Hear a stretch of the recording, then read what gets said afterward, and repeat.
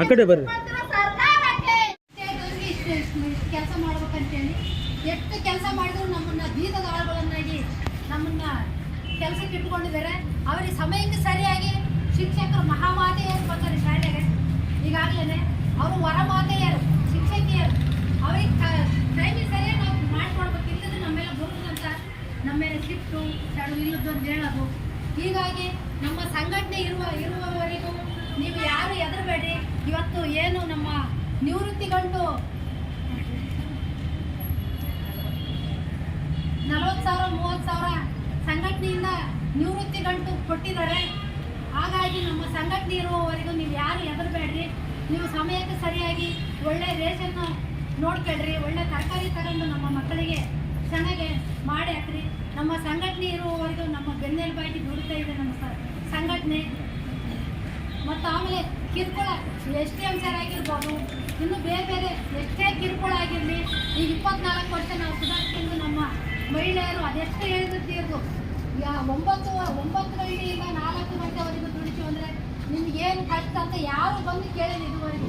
ನಮ್ಮ ಸಂಘಟನೆ ನಮ್ಮ ಬೆನ್ನೆಲುಬಾಗಿ ನಮಗೆ ಅವರು ಕೆಲಸನೇ ಅದು ಅಷ್ಟು ಚೆನ್ನಾಗಿ ನಮಗೆ ಮಾಡ್ತಾ ಇದ್ದಾರೆ. ನೀವು ಯಾರು ಎದ್ರಕ್ಕೆ ಹೋಗ್ಬೇಡಿ, ಚೆನ್ನಾಗಿ ಕೆಲಸ ಮಾಡ್ಕೊಂಡು ಹೋಗ್ರಿ. ಇಷ್ಟು ಹೇಳೋಣ ಮಾಡಿದ್ರೆ ಇವ್ರ ಮೇಲೆ ಅಧಿಕಾರ ಚಲಾಯಿಸ್ತಾರೆ. ನಿಮ್ಮನ್ನ ಕೆಲಸ ತೆಗಿತೀವಿ, ಪಾಪ ಕೆಲಸ ಹೋಗುತ್ತೆ ಅಂತೇಳಿ ಇವತ್ತು ಬಾಯಿ ಮುಚ್ಕೊಂಡು ಅವ್ರು ಮಾಡುವ ಕಳ್ಳಾಟಗಳಿಗೆ ಸುಮ್ಮನೆ ಇರಬೇಕಾಗುತ್ತೆ. ಅಧಿಕಾರಿಗಳೇ ಶಾಮೀಲಾದಾಗ ಇನ್ನ ಸಾಮಾನ್ಯರು ಯಾರು? ಈ ಪರಿಸ್ಥಿತಿಯಲ್ಲಿ ಇದಕ್ಕೆ ತಾಲೂಕು ಪಂಚಾಯತಿ ಇಒ ಮತ್ತು ಬಿಸಿ ಊಟ ಯೋಜನೆ ನಿರ್ದೇಶಕರು ಮತ್ತು ಜಿಲ್ಲಾ ಪಂಚಾಯತಿ ಸಿಒ, ಆಮೇಲೆ ಕ್ಷೇತ್ರ ಶಿಕ್ಷಣಾಧಿಕಾರಿಗಳು, ತ್ರಿ ಸಮಿತಿ ಸದಸ್ಯರ ಒಂದು ಆಯೋಗ, ಇಡೀ ತಾಲೂಕಿನ ಪ್ರತಿ 1 ಕ್ವಿಂಟಾಲಿಗೆ ಅಕ್ಕಿ 10 ಕ್ವಿಂಟಾಲ್ ಕಡಿಮೆ ಬರುತ್ತೆ. ಆಮೇಲೆ ಈ ತಿಂಗಳು ಮಾಡುವ ರೇಷನ್ನು ಹಿಂದಿನ ತಿಂಗಳನ್ನ ಈ ತಿಂಗಳಲ್ಲಿ ಮಾಡಬೇಕಾಗಿದೆ. ಜನವರಿ ತಿಂಗಳ ರೇಷನ್ನು ಫೆಬ್ರವರಿಯಲ್ಲಿ ಮಾಡಬೇಕಾಗುತ್ತೆ. ಫೆಬ್ರವರಿ ತಿಂಗಳ ರೇಷನ್ನು ಮಾರ್ಚ್ನಲ್ಲಿ ಮಾಡಬೇಕಾಗುತ್ತೆ. ಈ ಪರಿಸ್ಥಿತಿಯಲ್ಲಿ ನಾವು ಈ ಅನ್ಯಾಯವನ್ನ ವಿರೋಧಿಸಿ ಇವತ್ತು ಮನವಿ ಕೊಡ್ತಿದ್ದೀವಿ. ಈ ಕಾರಣಕ್ಕಾಗಿ ಮನವಿಯನ್ನು ಓದುತ್ತಾ ಇಲ್ಲಿ ಬರೇ ನಾವು ಪ್ರತಿ ಸಾರಿ ಬರ್ತೀವಿ, ಹೋರಾಟ ಮಾಡ್ತೀವಿ, ಬಿಸಿಲಲ್ಲಿ ಘೋಷಣೆ ಕೂಗ್ತೀವಿ. ಆದ್ರೆ ಫಲಕಾರಿ ರಾಜ್ಯ ಮಟ್ಟದ ಸಂಬಳ ಹೆಚ್ಚಳ ಅದು ಸರ್ಕಾರಕ್ಕೆ ಬಿಟ್ಟ ವಿಚಾರ. ಆದ್ರೆ ತಮ್ಮ ಇಲಾಖೆ ವ್ಯಾಪ್ತಿರುವ ಸಮಸ್ಯೆಗಳನ್ನ ಯಾಕೆ ಇವರು ಬಗೆಹರಿಸ್ತಾ ಇಲ್ಲ? ನಾನು ಈಗಾಗಲೇ ತಹಸೀಲ್ದಾರ್ ಮೇಡಮ್ ಅವರನ್ನ ಫೋನ್ ಸಂಪರ್ಕದಲ್ಲಿ ಮಾಡಿದಾಗ ಮಾತಾಡಿದೆ. ಮೇಡಮ್, ಪದೇ ನಾವು ಕೊಡ್ತಾ ಇದೀವಿ, ಯಾಕೆ ನಮ್ಮ ಕಾರ್ಯಕರ್ತೆಯರನ್ನ ಮತ್ತು ಅಧಿಕಾರಿಗಳನ್ನ ಒಂದು ಸಭೆ ಕರೀರಿ ಅಂತ ಹೇಳಿ ಆಂಜನೇಯ ಸಾಹೇಬ್ ಜೊತೆ ಸಭೆ ಕರೀತೀನಿ ಅಂತ ಹೇಳಿದ್ದಾರೆ. ಸಭೆ ಕರೆದು ಸಮಸ್ಯೆಗಳನ್ನ ಬಗೆಹರಿಸಬೇಕು. ಇಲ್ಲ ಅಂದ್ರೆ ನಾವು ಇಲ್ಲೇ ತಾಲೂಕು ಶಾಮಿಯನ್ನೇನು ಹಾಕೋದಿಲ್ಲ, ಇಲ್ಲೇ ಕುಂತು ನಾವು ಧರಣಿ ಮಾಡ್ತೀವಿ ಮುಂದಿನ ದಿನಗಳಲ್ಲಿ ಅಂತ ಹೇಳ್ತಾ ಈ ಮನವಿಯನ್ನ ಓದೋದ್ರ ಮೂಲಕ ಈಗಾಗಲೇ ನಮ್ಮ ಮನವಿ ಸ್ವೀಕಾರ ಮಾಡಲಿಕ್ಕೆ ನಮ್ಮ ತಾಲೂಕು ಅಧಿಕಾರಿಗಳು ಎಲ್ಲ ಸಂಗತಿಗಳು ಈಗಾಗಲೇ ನಮಗೆಲ್ಲ ಗೊತ್ತು. ನಾವಂತೂ ಅನೇಕ ಬಾರಿ ಹೋರಾಟಗಳಿಗೆ ಬರ್ತಾ ನಮ್ಮ ಪೊಲೀಸ್ನವರಿಗೆ ಇದು ಅವರೆಲ್ಲ ಅದೆಲ್ಲ ಹೋರಾಟ ಮಾಡ್ತಾರೆ ಎಂಬುದು ಅವರಿಗೆ ಸರ್ವೇ ಸಾಮಾನ್ಯ ಆಗಿದೆ. ಇನ್ನು ನಮ್ಮ ತಾಲೂಕು ಅಧಿಕಾರಿಗಳಂತೂ ಮನವಿ ಇಸ್ಕೊಂಡು ಅಂತಂದ್ರೆ ಮನವಿಯನ್ನು ಪರಿಗಣಿಸಿ ನ್ಯಾಯ ನಮಗೆ ಕೊಡದೇ ಇರೋದ್ರಿಂದ ನಾವು ಮತ್ತೆ ಹೋರಾಟಕ್ಕೆ ಬರುವ ಪರಿಸ್ಥಿತಿ ಅವರು ನಿರ್ಮಾಣ ಮಾಡ್ತಿದ್ದಾರೆ. ಈಗಾಗಲೇ ಇದು 24 ವರ್ಷಗಳ ಕಾಲ ಈ ರಾಜ್ಯದಲ್ಲಿ ಬಿಸಿ ಊಟ ಯೋಜನೆ ಹುಟ್ಟಿದಾಗಲಿಂದಲೂ ಸಹಿತ 300 ರೂಪಾಯಿ ಸಂಬಳದಿಂದ ಇವತ್ತು 4,600-700 ರೂಪಾಯಿಗೆ ತಗೊಳ್ತಾ ಇದ್ದೇವೆ. ಆದ್ರೆ ಬೆಲೆ ಏರ್ತಾ ಇದೆ. ಗ್ಯಾಸು, ಡೀಸೆಲ್, ಪೆಟ್ರೋಲು, ಅಡಿಗೆ ಎಣ್ಣೆ, ಅಕ್ಕಿ, ತೊಗರಿ, ಬೇಳೆ, ತರಕಾರಿ, ಟೊಮೆಟೊ, ಬಟ್ಟೆ ಮತ್ತು ಪ್ರತಿ ಒಂದು ಸಹಿತ ಇವತ್ತು ಬೆಲೆ ಏರ್ತಾ ಇದೆ. ವಿದ್ಯುತ್ ಬೆಲೆ ಏರ್ತಾ ಇದೆ. ಬದುಕಲಿಕ್ಕೆ ಇವತ್ತು ಹೊರೆ ಆಗ್ತಿದೆ. ಆದ್ರೆ ಕೇವಲ ಒಂದು ಬಿಸಿ ಊಟ ಕಾರ್ಯಕರ್ತ ಇರಲ್ಲ, ಈ ದೇಶದಲ್ಲಿರುವಂತ ಎಲ್ಲ ಕಾರ್ಮಿಕರು, ಎಲ್ಲ ವರ್ಗದವರು, ಅಂಗನವಾಡಿ ಆಶಾ ಕಾರ್ಯಕರ್ತೆಯರು ಮತ್ತು ಬಿಸಿ ಊಟ ಕಾರ್ಯಕರ್ತೆಯರು ಮತ್ತು ಇನ್ನೂ ಫ್ಯಾಕ್ಟರಿಯಲ್ಲಿ ಕೆಲಸ ಮಾಡುವಂತಹ ದಿನಗೂಲಿ ನೌಕರರಿಗೆ ಈ ಸರ್ಕಾರ ಸಂಬಳ ಹೆಚ್ಚಳ ಮಾಡ್ತಾ ಇಲ್ಲ. ಆದ್ರೆ ಶಾಸಕರಿಗೆ, ಸಂಸದರಿಗೆ ಮತ್ತು ಅವರೆಲ್ಲರಿಗೂ ಸಹಿತ ಸಂಬಳ ಜಾಸ್ತಿ ಮಾಡಿಕೊಳ್ತಿದ್ದಾರೆ. ಅವರ ತುಟ್ಟಿ ಭತ್ಯವನ್ನು ಜಾಸ್ತಿ ಮಾಡಿಕೊಳ್ತಿದ್ದಾರೆ, ಫೋನ್ ಬಿಲ್ ಜಾಸ್ತಿ ಮಾಡಿಕೊಳ್ತಿದ್ದಾರೆ, ವೈದ್ಯಕೀಯ ವೆಚ್ಚ ಜಾಸ್ತಿ ಮಾಡಿಕೊಳ್ತಿದ್ದಾರೆ.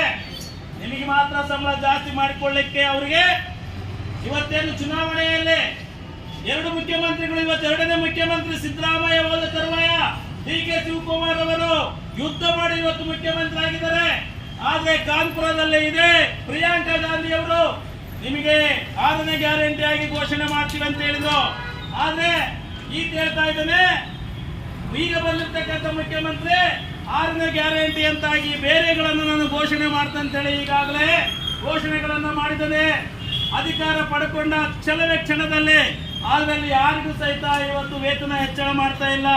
ನೀವೊಂದೇ ಹೋರಾಟ ಮಾಡ್ತಾ ಇಲ್ಲ, ಪೊಲೀಸ್ ಇಲಾಖೆಯವರು ಬಿಟ್ರೆ ಈ ದೇಶದಲ್ಲಿ ಪ್ರತಿ ಒಂದು ವರ್ಗ ನೌಕರರು ಮತ್ತು ಅರೆ ನೌಕರರು, ಉದ್ಯೋಗಿಗಳು ಮತ್ತು ನಿರುದ್ಯೋಗಿಗಳು ಎಲ್ಲರೂ ಸಹಿತ ತಮ್ಮ ಹಕ್ಕುಗಳಿಗಾಗಿ ಹೋರಾಟ ಮಾಡುವಂತ ಇತಿಹಾಸ ಈ ದೇಶದಲ್ಲಿದೆ. ಆದ್ರೆ ಸರ್ಕಾರಗಳು ಯಾವುದೇ ರೀತಿಯಲ್ಲಿ ನಮಗೆ ಸ್ಪಂದಿಸ್ತಾ ಇಲ್ಲ. ಇವತ್ತು ನಾವು ಯಾಕೆ ಬಂದಿದ್ದೀವಿ? ಸರ್ಕಾರಿ ಇವತ್ತು ನಮ್ಮ ಬಿಸಿಯೂಟ ಯೋಜನಾ ಅಧಿಕಾರಿಗಳು ಬಂದಿದ್ದಾರೆ, ಶಾಲೆಗಳಲ್ಲಿ ಮಾಸ್ಟರ್ಗಳಿದ್ದಾರೆ. ಇವತ್ತು ತರಕಾರಿ ಪೌಷ್ಟಿಕ ಆಹಾರದ ಪೌಷ್ಟಿಕ ಆಹಾರದ ಕೊರತೆಯಿಂದ ಮಕ್ಕಳಿಗೆ ಒಳ್ಳೆಯ ಪೌಷ್ಟಿಕ ಆಹಾರ ಬೇಕು ಅಂತೇಳಿ ಇವತ್ತು ನಿಮಗೆಲ್ಲ ಬಿಸಿಯೂಟ ಮಧ್ಯಾಹ್ನ ಯೋಜನೆ ಅಡಿಗೆಯನ್ನ ಮೊಟ್ಟೆ ಬಾಳೆಹಣ್ಣು ಕೊಡಬೇಕು, ಒಳ್ಳೆಯ ಬೇಳೆ ಕೊಡಬೇಕಂತ ಹೇಳಿದ್ದಾರೆ. ಆದ್ರೆ ಈ ಮಾಸ್ಟರ್ಗಳು ಎಲ್ಲ ಮಾಸ್ಟರ್ಗಳಿಗೆ ಹೇಳ್ತಾ ಇಲ್ಲ. ಕೆಲವು ಶಿಕ್ಷಕರು ಏನ್ ಕೊಡ್ತಾ ಇದ್ದಾರೆ? ಕೊಡುವಂತ ಬೇಳೆಯಲ್ಲಿ ಕದಿತಾ ಇದ್ದಾರೆ, ಹಾಲು ಪುಡಿ ಕಲಿತಾ ಇದ್ದಾರೆ, ಸಕ್ಕರೆ ಕಲಿತಾ ಇದ್ದಾರೆ. 20 ಇವತ್ತು ತರಕಾರಿಗಳನ್ನ ಹಾಕ್ಬೇಕಾಗಿರ್ತಕ್ಕಂಥದ್ದು 3 ಸೂಡುಗಳನ್ನ 3 ತರಕಾರಿಗಳನ್ನ ತಂದು 30-40 ಸಾವಿರ ರೂಪಾಯಿ ಬಿಲ್ಲುಗಳನ್ನ ಇವತ್ತು ಶಾಲೆ ಹೆಡ್ ಮಾಸ್ಟರ್ ಮಾಡಿಕೊಳ್ತಿದ್ದಾರೆ. ಇದ್ರ ಬಗ್ಗೆ ಯಾರಾದ್ರೂ ಕೇಳ್ತಿದಾರೆ? ನಾವು ಪ್ರತಿ ಸಾರಿ ಮನವಿ ಕೊಡ್ತಾ ಇದ್ದೀವಿ. ಇವತ್ತು ಕಾರ್ಯಕರ್ತರನ್ನು ಶೋಷಣೆ ಮಾಡ್ತಾ ಇದ್ದಾರೆ, ಕಾರ್ಯಕರ್ತರ ಮೇಲೆ ದೌರ್ಜನ್ಯ ನಡೀತಾ ಇದೆ, SDMC ಅವರಿಂದ ದೌರ್ಜನ್ಯ ನಡೀತಾ ಇದೆ. ಶಾಲೆ ಮುಖ್ಯ ಗುರುಗಳು ಇವತ್ತು ಅವರು ರಾಜಕೀಯ ಮಾಡ್ತಾ ಇದ್ದಾರೆ. ಬೇಳೆಕಾಳು ಕದಿಯೋದು, ಅಕ್ಕಿ ಕದಿಯೋದು, ಸಕ್ಕರೆ ಕದಿಯೋದು, ಎಣ್ಣೆ ಕದಿಯೋದು, ಮಕ್ಕಳಿಗೂ ಕೊಡ್ತಾ ಇಲ್ಲ. ಇವತ್ತಿವರಿಗೆ 1 ಲಕ್ಷ 1.5 ಲಕ್ಷ 70,000 60,000 ರೂಪಾಯಿ ಸಂಬಳ ಕೊಡ್ತಿದ್ದಾರೆ. ಸಂಬಳ ಕೊಟ್ಟರು ಸಹಿತ ಮಕ್ಕಳ ಕಕ್ಕ ತಿನ್ಲಿಕ್ಕೆ ಇವತ್ತು ಒಂಚು ಹಾಕಿ ಸಂಚು ದಿನ ಕಳ್ಳರಾಗಿ ಇವತ್ತು ಕಳ್ತನ ಮಾಡ್ತಿದ್ದಾರೆ. ನಾಚಿಕೆ ಆಗ್ಬೇಕು ನಮ್ಮ ಬಿಸಿಯೂಟ ಯೋಜನೆಯ ಒಂದು ವ್ಯವಸ್ಥೆಗೆ. ಇಂಥ ಪರಿಸ್ಥಿತಿಯಲ್ಲಿ ಇವತ್ತು ಏನು ಹಾಜರಾತಿ ಕಡಿಮೆ ಇದೆ ಅಂತೇಳಿ ಅಲ್ಲಿ ಇರುವಂತ 300 ರೂಪಾಯಿಗೆ ಸಂಬಳಕ್ಕೆ ದುಡ್ದು ಇವತ್ತೇನು 24 ವರ್ಷ ಕೆಲಸ ಮಾಡಿ ಇವತ್ತು 60 ವರ್ಷ ವಯಸ್ಸಾಗಿರ್ತಕ್ಕಂಥವ್ರಿಗೆ ಏನಮ್ಮ ಏನಾಗಿದೆ ತಾಯಿ? ಈ ಕಡೆ ಬನ್ನಿ, ಜಾಗ ಇಲ್ಲ ಈ ಕಡೆ ಬಾಸಿ ಬಾಮಿ ಕಡೆ ಬಾ ತಾಯಿ, ಈ ಕಡೆ ಜಾಗ ಇಲ್ಲ. ಹಾಜರಾತಿ ಕಡಿಮೆ ಇದೆ ಮಕ್ಕಳ ಸಂಖ್ಯೆ ಅಂತೇಳಿ ಇವತ್ತು ಬಿಡುಗಡೆಗೊಳಿಸ್ತೀವಿ ಅಂತೇಳಿ ಕೆಲವು ಶಾಲೆಗಳಲ್ಲಿ ಹೇಳ್ತಾ ಇದ್ದಾರೆ. ಅವರೆಲ್ಲ ಆತಂಕ ಪಟ್ಟು ಅಳುತ್ತಾ ನನಗೆ ಫೋನ್ ಮಾಡ್ತಿದ್ದಾರೆ. ನಾವು ಮನವಿ ಮಾಡಿಕೊಳ್ತಿದ್ದೀವಿ, ಕಡಿಮೆ ಸಂಬಳಕ್ಕೆ, ಬಡತನಕ್ಕೆ, ಮಕ್ಕಳ ಇವತ್ತು ಶಿಕ್ಷಣಕ್ಕೆ, ಅವರ ಕುಟುಂಬ ನಿರ್ವಹಣೆಗೆ, ಅವರ ಕಷ್ಟಕ್ಕೆ ಹಳ್ಳಿಯಲ್ಲಿ ಬಿಸಿಯೂಟ ಕೆಲಸ ಮಾಡುವವರು ಯಾರು ಶ್ರೀಮಂತರಲ್ಲ. ಶ್ರೀಮಂತರಾಗಿದ್ರೆ ಈ ಬಿಸಿಯೂಟ ಕಡಿಮೆ ಸಂಬಳಕ್ಕೆ ಬರ್ತಾ ಇರಲಿಲ್ಲ. ಆದ್ರೆ ಅವರನ್ನ ಬಿಡಿಸುವಂತ ಕೆಲಸ ಮಾಡಬೇಡಿ. ಯಾವ ಶಾಲೆಗಳಲ್ಲಿ ಯಾವ ಮಕ್ಕಳ ಸಂಖ್ಯೆ ಜಾಸ್ತಿ ಇದೆ ಅಲ್ಲಿ ಇವರನ್ನ ಕೆಲಸಕ್ಕೆ ಸೇರಿಸುವಂತ ಕೆಲಸ ಮಾಡಿ ಅಂತೇಳಿ ಇವತ್ತು ನಾವು ಬಂದಿದ್ವಿ. ಅಷ್ಟೇ ಅಲ್ಲ, ಇನ್ನೇನ್ ನಡೀತಾ ಇದೆ, ಸಮಯಕ್ಕೆ ಸರಿಯಾಗಿ ಸಂಬಳ ಆಗ್ತಾ ಇಲ್ಲ. ಇವತ್ತು 3 ತಿಂಗಳಾದ್ರೂ ಸಂಬಳ ಬರ್ತಾ ಇಲ್ಲ. ಕೆಲವರಿಗೆ ಸಂಬಳ ಯಾವಾಗೋ ಕೊಡ್ತಾ ಇದ್ದಾರೆ, ಕೊಡುವ ಸಂಬಳ ಕಡಿಮೆ. ಈ ಪರಿಸ್ಥಿತಿಯಲ್ಲಿ ಕೆಲವು ಬ್ಯಾಂಕ್ಗಳಲ್ಲಿ ಇವರಿಗೆ ಸಂಬಳ ಬಂದ್ರೆ ಖಾತೆಗಳಿಗೆ ಬೀಳದೇ ಇರುವಂತಹ ಸಮಸ್ಯೆಗಳು, ಪರದಾಡುವಂತ ಸಮಸ್ಯೆಗಳು, ಯಾವುದೋ ಖಾತೆಗೆ ಬೀಳುವಂತ ಸಮಸ್ಯೆಗಳು ಆಗ್ತಿದ್ದೇವೆ. ಇಷ್ಟು ಮಧ್ಯ ಎಷ್ಟೋ ಸಾರಿ ನಮ್ಮ ಬಿಸಿಯೂಟ ಯೋಜನೆ ಅಧಿಕಾರಿಗಳಿಗೆ ಹೇಳಿದ್ರು ಸಹಿತ ಪರಿಗಣಿಸ್ತಾ ಇಲ್ಲ. ತಾಲೂಕು ಮೂಲಕ ಮತ್ತು ಸಹಾಯಕ ನಿರ್ದೇಶಕರ ಅನುಪಸ್ಥಿತಿಯಲ್ಲಿ ಅವರು ಬಂದಿದ್ದಾರೆ ಬಿಸಿಯೂಟ ಯೋಜನೆ ಅಧಿಕಾರಿಗಳು. ಅವರಿಗೆ ಮನವಿ, ನಮ್ಮ ತಾಲೂಕು ಉಪಾಧ್ಯಕ್ಷರಾಗಿರ್ತಕ್ಕಂಥ ನಾಗಮ್ಮ ಅವರು ಗಟ್ಟಿಗೆ ಎಲ್ಲರಿಗೆ ಕೇಳಂಗೆ ಮನವಿ ಓದಿ ಕೊಡ್ಬೇಕಂತೇಳಿ.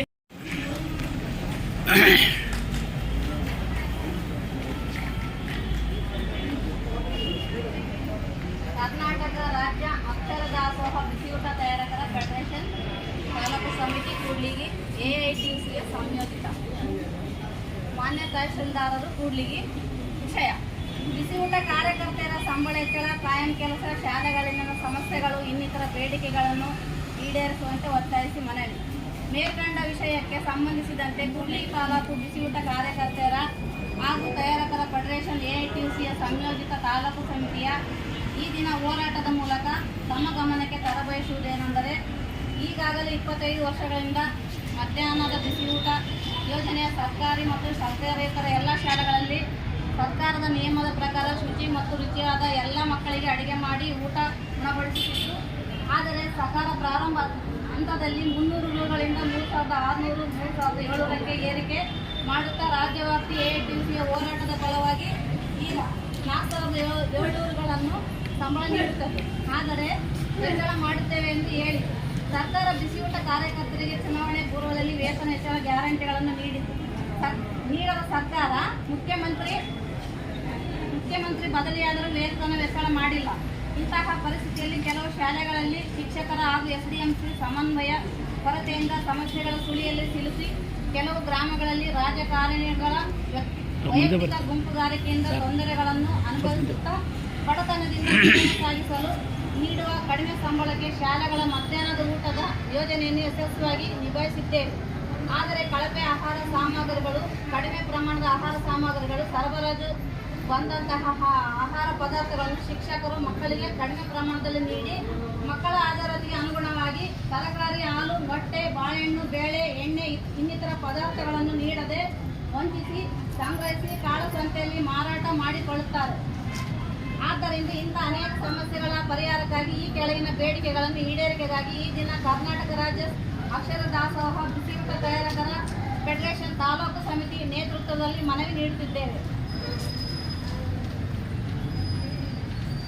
ಬೇಡಿಕೆಗಳು: ಬಿಸಿಯೂಟ ಕಾರ್ಯಕರ್ತರಿಗೆ 18,000 6ನೇ ಗ್ಯಾರಂಟಿಯಾಗಿ ಸಂಬಳ ನೀಡಬೇಕು.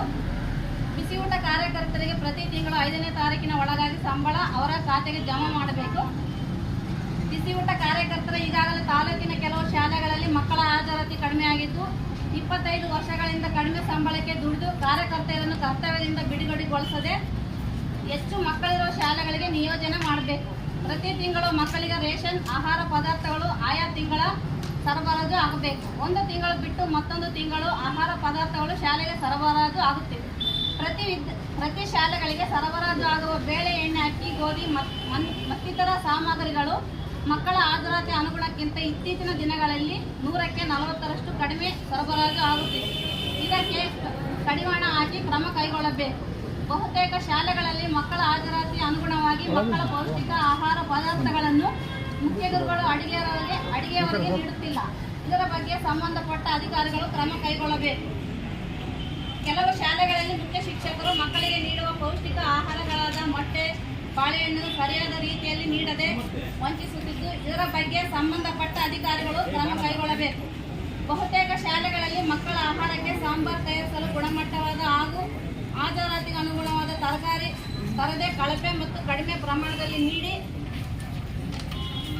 ಬಿಲ್ಲುಗಳನ್ನು ಹಾಕಿಕೊಂಡು ಹಣ ಬಿಡುಗಡೆ ಮಾಡಿಕೊಳ್ಳುತ್ತಿದ್ದಾರೆ. ಇದರ ಬಗ್ಗೆ ಸಂಬಂಧಪಟ್ಟ ಅಧಿಕಾರಿಗಳು ಕ್ರಮ ಕೈಗೊಳ್ಳಬೇಕು.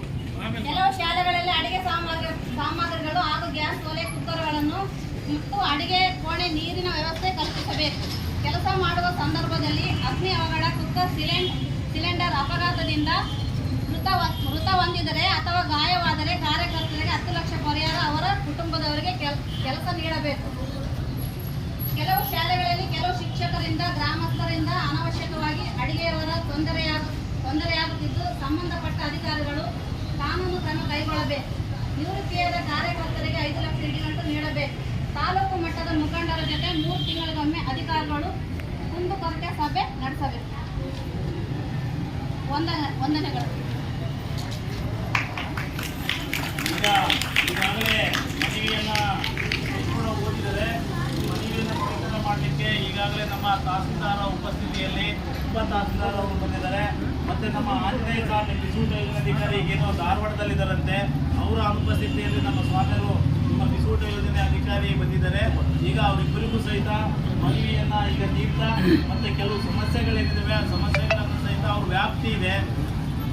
ನಮ್ಮ ಈಗ ತಹಸೀಲ್ದಾರ್ ಸಮಸ್ಯೆ ಬಗೆಹರಿಸೋಕ್ಕಾಗಲ್ಲ ಸರ್, ನಿಮ್ಮ ವ್ಯಾಪ್ತಿ ಇಲಾಖೆಯಲ್ಲಿದೆ. ನಾವು ಮನವಿ ಮಾಡಿಕೊಳ್ಳೋದಿಷ್ಟೇ.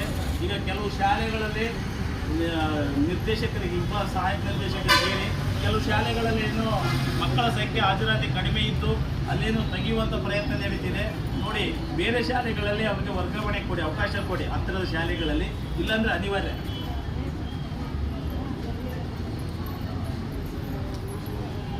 ಆಮೇಲೆ ಬೇಳೆ ಏನೋ ಕಡಿಮೆ ಹಾಕಿದ್ರಂತೆ, ಮಾಸ್ಟರ್ಗಳೇ ಬೇಳೆ ಕಡಿಮೆ ಹಾಕಿ ಮಾಡಿ ಅಂತ ಹೇಳ್ತಿದಾರಂತೆ. ಒಂದು ಯಾಕೆ ಏನಾದರೂ ಟೆಂಡರ್ ಆಗಿಲ್ಲ, ನೀವು ಹಾಕಿ ಎಲ್ಲ ಸ್ಕೂಲು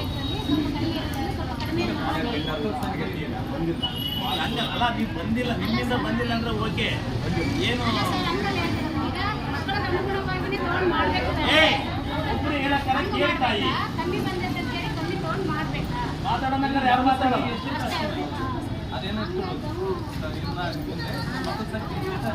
ಆಮೇಲೆ ಸರ್ ಇನ್ನೂ ಒಂದು ಏನಾಗ್ತಿದೆ, ಈಗ 1 ಕ್ವಿಂಟಲ್ ನೀವು ಬೇಳೆ ಕಳಿಸಿರ್ತೀರಿ ಒಂದು ಶಾಲೆಗೆ, ಅಲ್ಲಿ 50 kg ಮಾತ್ರ ಆ ಶಾಲೆಯಲ್ಲಿ ಅಡಿಗೆ ಮಾಡಲಿಕ್ಕೆ ಆ ಹೆಡ್ ಮಾಸ್ಟರ್ ಕೊಡ್ತಾನೆ.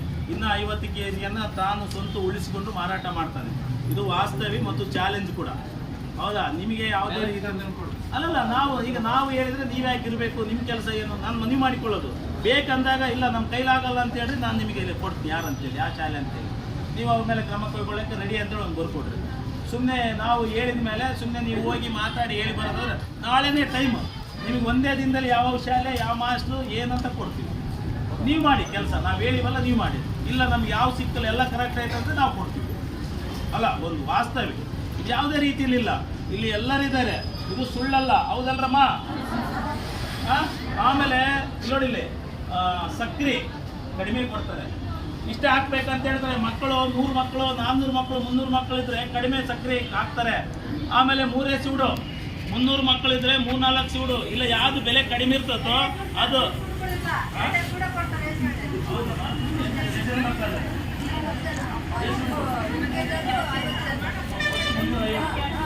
ನೋಡು ಸರ್, ನಾವೇನಾದ್ರು ಹೇಳಿಕೊಟ್ಟಿಲ್ಲ. ಅಮ್ಮ ಯಾರಂತ ಪಾಪ ನೋಡಿಲ್ಲ. ನಾನು ಹೆಂಗೆ ಹಾಕ್ಬೇಕು?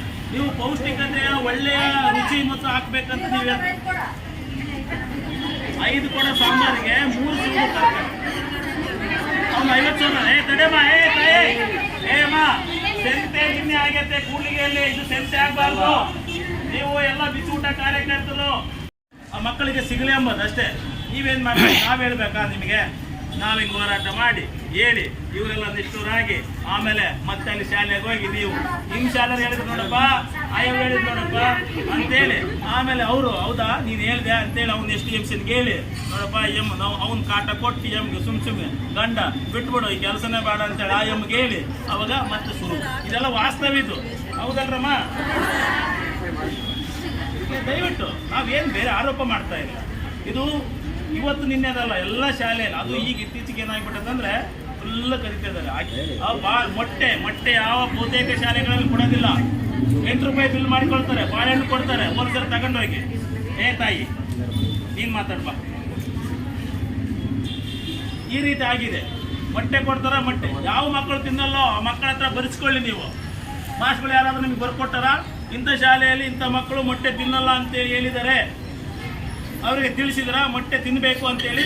ಯಾವನ್ನ ಊರಲ್ಲಿ ಆ ಶಾಲೆ ಯಾವನ್ನ ಮಾಸ್ಟ್ರು ಬಹುತೇಕ ಇಲ್ಲೇ ಗೊಲ್ರಟ್ಟಿಗೆ ದಿನಾ ಟ್ರೈನಲ್ಲಿ ಬಾಳೆಹಣ್ಣು ತಗೊಂಡು ಹೋಗ್ಕೊಳ್ಳೋದು. ಗಂಡ ಹೆಂಡ್ತಿ, ಗಂಡಲ್ಲಿ ರಿಟೈರ್ಡ್ ಆಗೇನೆ ಚಿಕ್ಕಚೋಗಳಿ ತಾಂಡ, ಹೆಂಡ್ತಿನ ಟೀಚರು, ದಿನಾ ಬಾಳೆಹಣ್ಣು. ನಾನು ಹೆಸರು ಹೇಳ್ಬೇಕು. ಎಲ್ಲ ಶಾಲೆಯಲ್ಲಿ ನಡೀತಾ ಇದೆ. ನನ್ನ ಉದ್ದೇಶ ಕಳಕಳಿ ಏನಂದ್ರೆ ಅದು ಸಿಗಲಿ ಮಕ್ಕಳಿಗೆ ಅಂತೇಳಿ, ಬೇರೆ ಇನ್ಯಾವ ಉದ್ದೇಶ ಇಲ್ಲ. ನನ್ನ ವಿನಂತಿ ಇದು. ಇಡೀ ತಾಲೂಕಿನಲ್ಲಿ ನಡೀತಿದೆ. ಇನ್ನು ಹಳ್ಳಿಗಳಲ್ಲಿ SDMC ಇವರು ಶಾಮೀಲಾಗಿ ಕೇಳೋರಿಲ್ಲ ಅಂದ್ರೆ ಮುಗೀತು. ಇವ್ರು ಯಾರು ಕೇಳಕ್ಕಾಗಲ್ಲ. ಕೇಳಿದ್ರೆ ತೆಗಿತಾರೆ, ಇವ್ರನ್ನ ಹೇಳಿದ್ರೆ ತೆಗಿತಾರ. ನಮಗೆ ಕದ್ದು ಮುಚ್ಚಿ ಹೇಳ್ತಾರ. ಅಲ್ಲ 71 ಮಕ್ಕಳಿಗೆ ಒಬ್ಬರೇ ಆಗಲಿ, ಆಮೇಲೆ ಅದು ಅಡಿಗೆರ ಬಗ್ಗೆ ಅಲ್ಲಮ್ಮ. ಅಡಿಗೆರ ಬಗ್ಗೆ ಆಮೇಲೆ ನೋಡೋಣಂತೆ. ಈಗ ಫಸ್ಟು ಇದ್ರ ಬಗ್ಗೆ ನೋಡೋಣ, ಅಡಿಗೆರದ ಆಮೇಲೆ. ಹಿಂಗಾಗಿದೆ. 70 ಮಕ್ಕಳಿಗೆ ಒಬ್ಬರಲ್ಲ 50. ಅದು ರೂಲ್ಸ್ ಇರೋದು ಬೇರೆ. 25 ಮಕ್ಕಳಿಗೆ ಒಬ್ಬರಂತ ಐತೆ. ಹೌದಾ? ಆದರೆ ಏನೋ 50 ಮಕ್ಕಳಿಗೆ ಒಬ್ಬರು ನಿಮಗೆ ಅಡಿಗೆ ಮಾಡ್ತಾರೆ. ಹೌದಾ? ಅದು ರೂಲ್ಸ್ ಐತೆ. ಎಷ್ಟು ಮಕ್ಕಳಿಗಿದೆ ಸರ್? ಹೌದಾ? ಆಮೇಲೆ ಧರ್ಮಸಿಂಗ್ ಮುಖ್ಯಮಂತ್ರಿ ಇರುವಾಗ ಆಲ್ರೆಡಿ ಈ ರಾಜ್ಯದಲ್ಲಿ ನಿಮ್ಮನ್ನು ವರ್ಷ ಬಿಡುಗಡೆ ಮಾಡಿ ಬಾಂಡ್ ತಗೊಳ್ಬಾರ್ದು ಅಂತೇಳಿ ಆದೇಶ ಮಾಡಿದ್ದಾರೆ. ಈ ಆದೇಶ ಯಾರಾದ್ರೂ